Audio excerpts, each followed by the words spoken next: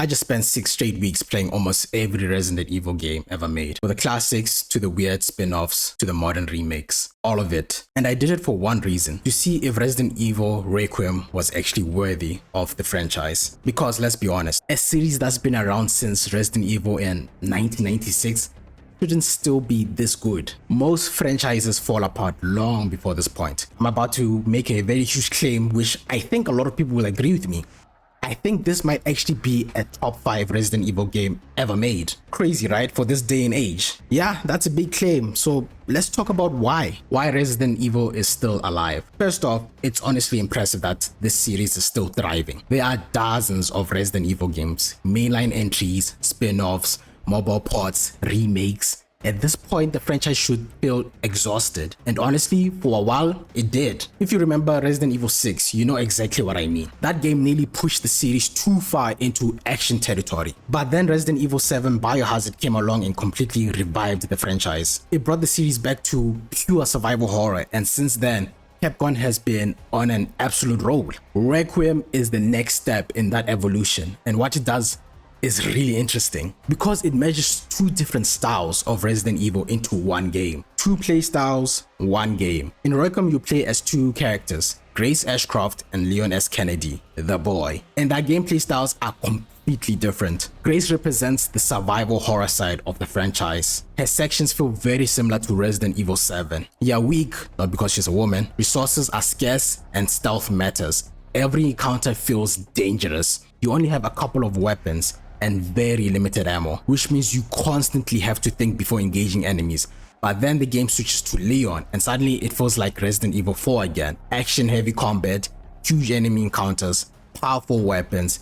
It's chaotic and explosive. The game constantly flips between these 2 styles, and surprisingly, it actually works. The new protagonist, Grace Ashcroft, is also a really interesting new character. She's actually connected to Resident Evil Outbreak, which long-term fans will recognize. But what makes it different is that she's not a typical Resident Evil protagonist. She is not an unstoppable action hero. I just have to say this, the voice actor of Grace did an amazing, unbelievable job. I really hope she got paid extra cause she did a fantastic job. Grace has anxiety, she panics, she reacts like a normal person trapped in a nightmare, and that vulnerability actually makes the horror sections much more intense. Like, the voice actor just deserves a lot of credit. The way she delivers the fear and that panic feels incredibly believable. It helps sell that horror even when the writing gets a little weird in places. I'm sorry, I just have to glaze this VA because the way she even stutters,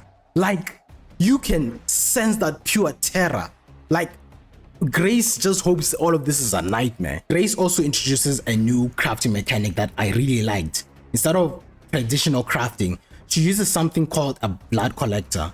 You gather blood from enemies and combine it with other materials. That blood becomes the resource for crafting things like killing injectors, handgun ammo, and special stealth kill tools. You have all of those to your disposal, but you know, of course there's a catch. You gotta pick which exactly you want to go for. So you constantly have to choose between playing safe or saving materials for later. That tension works really well. Then when you switch to Leon, the gameplay completely changes. Instead of resource scarcity, the game actually rewards aggression. Every enemy you kill contributes to a tracker that gives you credits. Those credits can be used for ammo, weapon upgrades, and gear improvements. So instead of avoiding enemies like older Resident Evil games, you are encouraged to wipe everything out, and honestly, it's extremely satisfying. I mean, so far you guys can see me praising this game so much, but I do have some issues. Probably some of them are personal, but the issues are there. If I had one complaint about the gameplay, it's the weapons. They're fun to use, but they don't feel very memorable. In Resident Evil 4, players had strong opinions about their favorite guns. The Red 9, the shotgun, the TMP, each weapon had its own identity. In Requiem, most guns feel a bit more generic.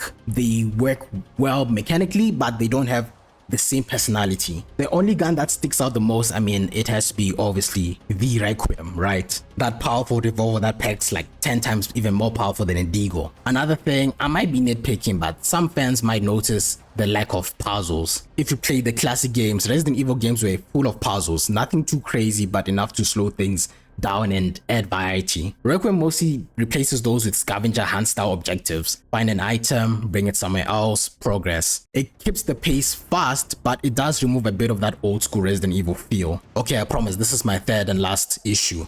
Length versus the price. The game is fairly short. A full playthrough can take you up to at least like 12 hours. That's including exploring almost everything, which raises the obvious question. Is that worth the 70 price tag? For some people, probably not. But personally, yes, it was very short. I'm not very happy about that.